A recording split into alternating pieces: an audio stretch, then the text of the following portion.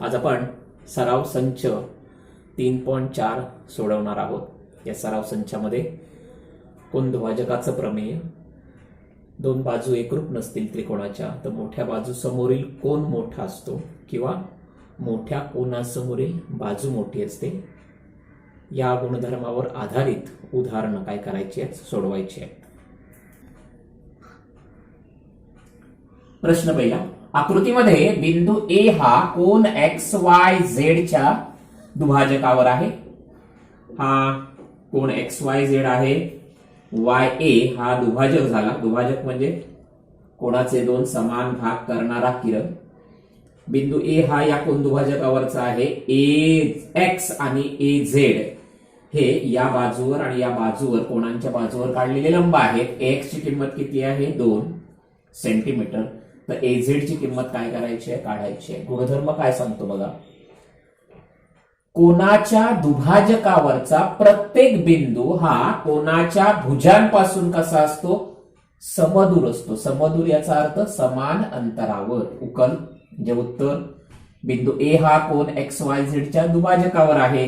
कोन दुभाजकावरील बिंदू, प्रत्येक बिंदू कोनाच्या भुजांपासून समदूर म्हणजे समान अंतरावर असतो। याचाच अर्थ काय, ए एक्स ची लांबी आणि ए झेड ची लांबी कशी असेल, समान असेल।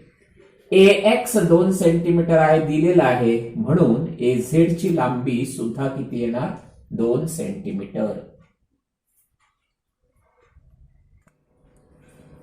प्रश्न 2, आकृतीमध्ये कोन आरएसटी बरोबर 56°, रेख पीटी लंब किरण एसटी, रेख पीआर लंब किरण एसआर, काय काय दिले बघा।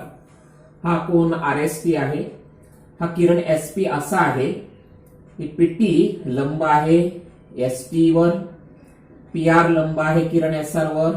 पीटी ची लांबी आणि पीआर ची लांबी कशी आहे, समान आहे। तर हा कोन जो आहे, कोन आर एस पी चं माप काय करायचं आहे, काढायचं आहे।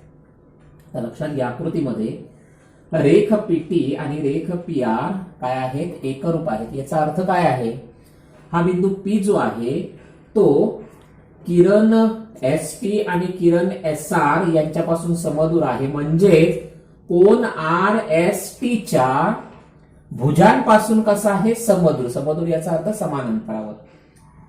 कोनाच्या भुजांपासून समदूर असणारा बिंदू कोनाच्या दुभाजकावर असतो आणि म्हणून कोन दुभाजकाच्या प्रमेयानुसार बिंदू पी हा कोन आर एस टी च्या दुभाजकावर आहे। याचा अर्थ हा किरण एस पी कोन आर एस टी चा दुभाजक आहे। दुभाजक याचा अर्थ काय, या कोनाचं माप कोन आर एस टी बरोबर 1/2 माप कोन R S T, R S T च्या निम्मे। आर एस टी चं माप किती आहे, 56, 1/2 गुणिले 56, म्हणून कोन आर एस टी चं माप किती आलं, 28°।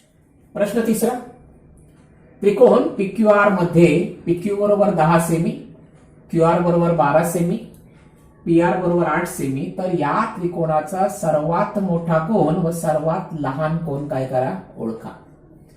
बघा, त्रिकोण पीक्यूआरच्या बाजू दिले आहेत आपल्याला, तीनही बाजूंची लांबी दिलेली आहे, पण विचारलंय काय, सर्वात मोठा कोन कोणता आहे, सर्वात लहान कोन कोणता आहे ते विचारलेलं आहे। बघा, गुणधर्म काय बघितला, जर त्रिकोणाच्या दोन बाजू एकरूप नसतील तर मोठ्या बाजू समोरील कोन कसा असतो, मोठा असतो। आता बघा, 10, 12 आणि 8, सर्वात मोठी कोणती, 12, त्याच्यानंतर 10, त्याच्यानंतर 8। बघा, उकल 12 हे मोठे आहे कोणापेक्षा, 10 पेक्षा, 10 कोणापेक्षा मोठं आहे, 8। 12 सेंटीमीटर लांबी कोणाची आहे, क्यूआर ची, म्हणजे रेख क्यूआर हा मोठा आहे कोणापेक्षा, रेख पीक्यू पेक्षा, आणि रेख पीक्यू कोणापेक्षा मोठा आहे, रेख पीआर पेक्षा। आता मोठ्या बाजू समोरील कोन कसा असतो, मोठा, म्हणजे क्यूआर ही मोठी बाजू, त्याच्या समोरचा कोन कोणता, पी, म्हणजे क्यूआरच्या समोरचा कोणता कोन, पी हा मोठा आहे कोणापेक्षा, पीक्यूच्या समोरचा कोन आर त्यापेक्षा मोठा आहे, आणि आर हा कोणापेक्षा मोठा, पीआर बाजू समोरील कोणापेक्षा आहे। आता सर्वात मोठा कोणता, सर्वात मोठी बाजू कोणती आहे, क्यूआर, त्याच्या समोरचा कोन पी सर्वात मोठा, म्हणून सर्वात मोठा कोन कोणता आला, कोन पी। सर्वात लहान बाजू कोणती आहे बघा, सर्वात लहान बाजूची लांबी किती आहे 8 सेंटीमीटर आहे, ती आहे PR. आणि त्याच्या समोरचा कोण कोणता Q. म्हणून सर्वात लहान कोण बरोबर कोण Q. प्रश्न चौथा. त्रिकोण FAN मध्ये कोण F चं माप 80 अंश आहे, कोण A चं माप 40 अंश आहे. तर त्रिकोणाच्या सर्वात मोठ्या आणि सर्वात लहान बाजूंची नावे सकारण लिहा. आता आपल्याला काय झालंय बघा, हा त्रिकोण दिलाय, त्रिकोण FAN, ज्याच्यामध्ये F चं माप आहे 80, कोण A चं माप आहे 40 अंश, कोण N चं माप काय करायचं आहे काढायचं आहे. दोनच कोणांची माप दिलेली आहे. सर्वप्रथम काय केलं, त्रिकोणाच्या तीनही कोणांच्या मापांची बेरीज 180 अंश असते, हा गुणधर्म वापरला. तिसऱ्या कोणाचं माप काढलं. त्रिकोण FAN मध्ये कोण F अधिक कोण A अधिक कोण N बरोबर 180 अंश. F चं माप 80 अधिक 40 अधिक कोण N बरोबर 180 अंश. 80 आणि 40 बेरीज झाली 120 अंश अधिक कोण N बरोबर 180 अंश. अशा प्रकारे आपल्याला कोण N चं माप मिळालं 180 वजा 120 बरोबर 60 अंश. आता हे 80 हे 40, हा कोण किती आला 60 अंश. आता ह्याच्यामध्ये मोठा कोण बघा 80 अंश, हे मोठे आहेत सगळ्यात, त्यापेक्षा लहान 60 आणि सर्वात लहान किती 40. 80 हे कोणाचं माप आहे, कोण F चं माप आहे. कोणापेक्षा मोठा आहे, कोण N पेक्षा, आणि कोण N कोणापेक्षा मोठा आहे, कोण A पेक्षा. आता सर्वात मोठा कोण कोणता आहे F, त्याच्या समोरची बाजू, मोठ्या कोणा समोरील बाजू कशी असते मोठी असते. आणि म्हणून AN हे मोठा आहे कोणापेक्षा AF पेक्षा, आणि AF मोठा आहे कोणापेक्षा FN पेक्षा. म्हणजे सर्वात मोठी बाजू कोणती आली AN, सर्वात लहान बाजू कोणती आली FN. का, सर्वात मोठा कोण आहे F, त्याच्या समोरची बाजू AN. सर्वात लहान कोण कोणता आहे A, त्याच्या समोरची बाजू कोणती आली FN. मोठ्या कोणा समोरील बाजू ही मोठी असते. या गुणधर्माचा आपण इथे उपयोग केला. प्रश्न क्रमांक 5. सिद्ध करा समभुज त्रिकोण हा समकोन त्रिकोण असतो. तर समभुज म्हणजे काय, तर ज्याच्या तीनही बाजू कशा आहेत सारख्या आहेत असा त्रिकोण. आणि समकोन त्रिकोण म्हणजे काय, तर ज्याचे तीनही कोण एकरूप आहेत म्हणजे समान मापाचे आहेत. समभुज त्रिकोण हा समकोन त्रिकोण असतो, हे मला काय करायचं आहे सिद्ध करायचं आहे. आकृतीमध्ये बघा मी काय घेतलं, त्रिकोण ABC हा समभुज त्रिकोण आहे. म्हणजे काय, बाजू AB बाजू BC आणि बाजू AC काय आहेत एकरूप आहेत. साध्य मला सिद्ध का करायचं आहे, त्रिकोण ABC हा समकोन त्रिकोण आहे. म्हणजेच मला काय सिद्ध करायचं आहे, कोण A कोण B आणि कोण C कसे आहेत एकरूप आहेत. सिद्धता. आता आपल्याला दिलंय काय, त्रिकोण ABC हा समभुज त्रिकोण आहे. काय कारण, पक्ष. म्हणजेच काय झालं, बाजू AB एकरूप बाजू BC एकरूप बाजू AC. कारण समभुज त्रिकोण याचा अर्थ कसा होतो, तीनही बाजू कशा आहेत एकरूप आहेत. आता मी समद्विभुज त्रिकोणाचं प्रमेय पाहिलेलं आहे. काय, जर दोन बाजू एकरूप असतील तर त्या बाजूंसमोरील कोण एकरूप असतात. मग मी पहिलं काय घेतलं, त्रिकोण ABC मध्ये AB आणि B तीनही बाजू एकरूप आहेत, पण मी एका वेळी दोन बाजू घेतल्या. बाजू AB आणि बाजू BC काय आहेत एकरूप आहेत. विधान 1 मध्ये दिलेलं आहे. तीन बाजू एकरूप आहेत पण मी दोनच बाजू घेतल्या. आता AB च्या समोरचा कोण कोणता C, BC च्या समोरचा कोण कोणता A. म्हणजे मला काय मिळालं, कोण C एकरूप कोण A. काय कारण, समद्विभुज त्रिकोणाचे प्रमेय. जर त्रिकोणाच्या दोन बाजू एकरूप असतील तर त्या बाजूंसमोरील कोण एकरूप असतात. त्याचप्रमाणे त्रिकोण ABC मध्ये बाजू BC आणि बाजू AC एकरूप आहे. कारण विधान 1 म्हणजे BC समोरचा कोण कोणता A, AC समोरचा कोण कोणता B. आणि म्हणून काय, समद्विभुज त्रिकोणाचे प्रमेय. आपण काय सिद्ध केलं, विधान 2 मध्ये C कोणाशी एकरूप आहे A, कोण A कोणाशी एकरूप आहे कोण B शी, असं विधान 3 मध्ये सिद्ध केलं. आणि म्हणून विधान 2 आणि विधान 3 वरून मला काय मिळेल, कोण A एकरूप कोण B एकरूप कोण C. हे तीनही कोण एकरूप आहेत. काय कारण, विधान 2 आणि 3 वरून. त्रिकोणाचे तीनही कोण एकरूप आहेत याचा अर्थ काय आहे, तो त्रिकोण कसा असणार आहे समकोन त्रिकोण. आणि म्हणून त्रिकोण एबीसी हा समकोन त्रिकोण आहे. हे अशा प्रकारे आपण काय केलं, सिद्ध केले. प्रश्न क्रमांक 6, त्रिकोण एबीसी मध्ये कोन बीएसी चा दुभाजक बाजू बीसी ला लंब आहे, तर सिद्ध करा. त्रिकोण एबीसी हा काय आहे, समद्विभुज त्रिकोण आहे. बघा इथे लक्षात घ्या, हा त्रिकोण एबीसी आहे, हा किरण एडी झाला, कोन ए चा दुभाजक म्हणजे हे दोन कोन समान झाले. तो बीसी ला लंब आहे, याचा अर्थ हा 90 अंशाचा, हा पण कोन किती आला, 90 अंशाचा. मला हा समद्विभुज दाखवायचा आहे. समद्विभुज म्हणजे काय, दोन बाजू एकरूप, म्हणजेच मला बाजू एबी आणि बाजू एसी काय दाखवायचे आहेत, एकरूप दाखवायचे आहेत. लक्षात घ्या, जेव्हा तुम्हाला दोन बाजू एकरूप दाखवायचे असतील तर पहिल्यांदा आधी तुम्हाला दोन त्रिकोण निवडावे लागतील. ते त्रिकोण कोणत्या तरी कसोटीनुसार एकरूप दाखवावे लागतील. आणि एकदा का त्रिकोण एकरूप झाले की त्यांच्या संगत भुजा कशा असतात, एकरूप असतात. आता पक्ष म्हणजे दिलेली माहिती, जी माहिती दिली तीच लिहिली. त्रिकोण एबीसी मध्ये किरण एडी हा कोन बीएसी चा दुभाजक आहे. किरण एडी बाजू बीसी ला लंब आहे. साध्य काय करायचं आहे, त्रिकोण एबीसी हा समद्विभुज त्रिकोण आहे. आता इथे मला आकृतीमध्ये दोन त्रिकोण दिसत आहेत. बघा, त्रिकोण कोणता, ए बी डी, आणि दुसरा त्रिकोण कोणता, ए सी डी. आता या त्रिकोणांचं वैशिष्ट्य बघा, हा कोन या कोणाशी एकरूप, ही बाजू कशी आहे, सामायिक आहे. हा कोन या कोणाशी एकरूप आहे.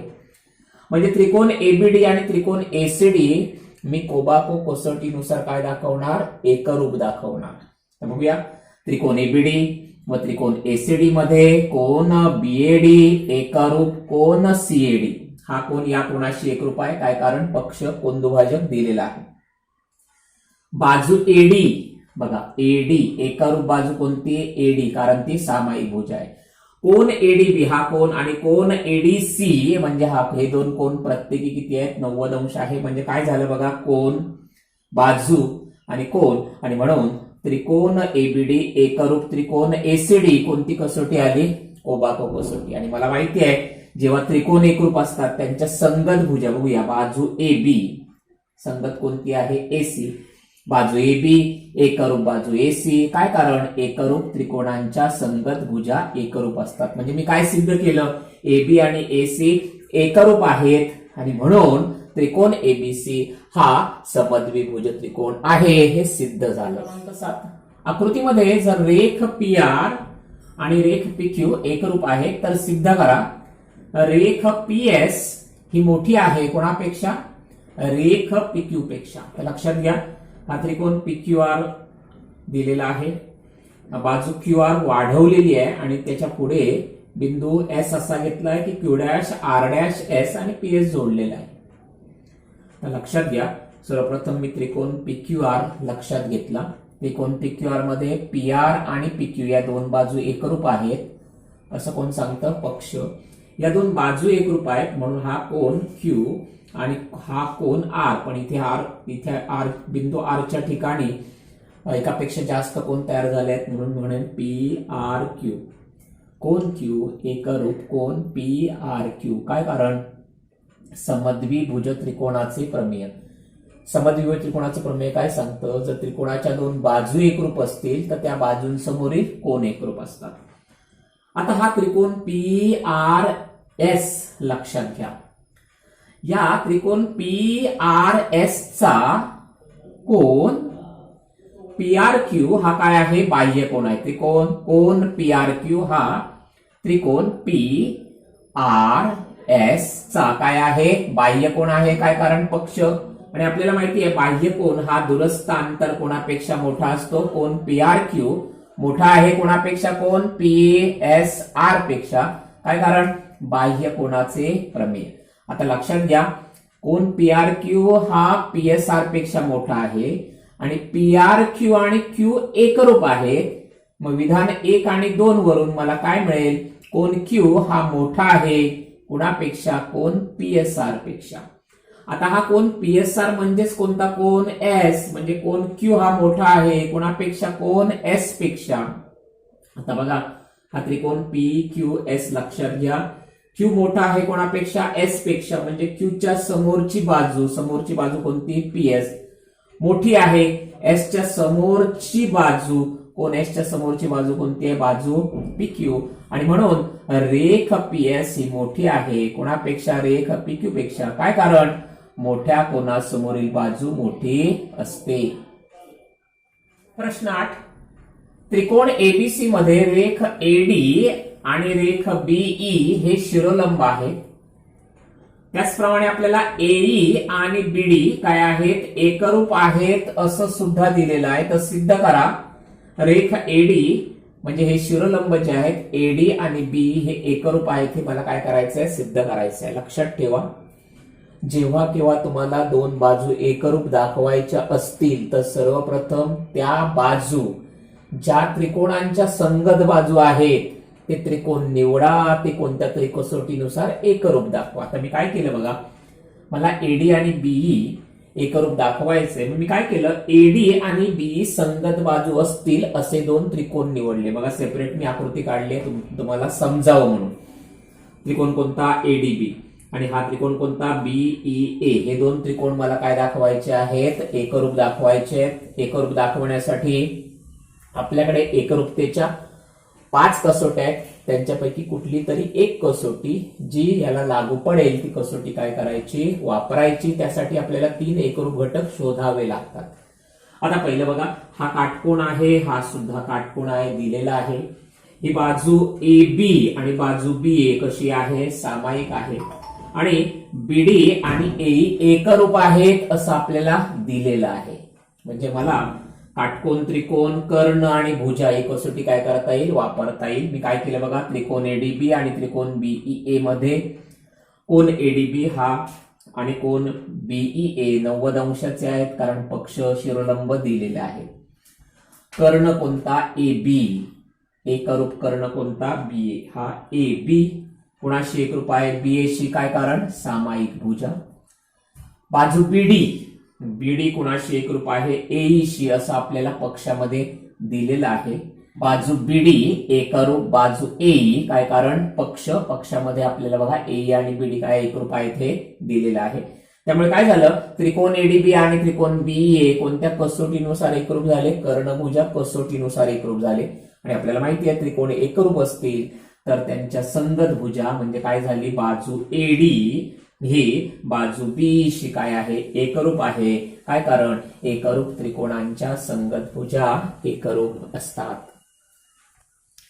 विद्यार्थी मित्रांनो, आता आपण सराव संच 3.4 पूर्णपणे सोडवलेला आहे. अत्यंत महत्वाचा भाग आहे. भूमिती या विषयाचा विचार केला तर त्याच्यामध्ये सिद्धता कशा लिहिल्या जातात? तर्कशुद्ध मांडणी फार महत्वाची आहे. आणि यासाठी काय करा, हा नवीन भाग आहे, त्याची वारंवार प्रॅक्टिस करा, सराव करा, जेणेकरून काय होईल? तुम्हाला पुढचा भाग जो आहे तो सिद्ध करताना सोयीचा जाईल, सोपा जाईल.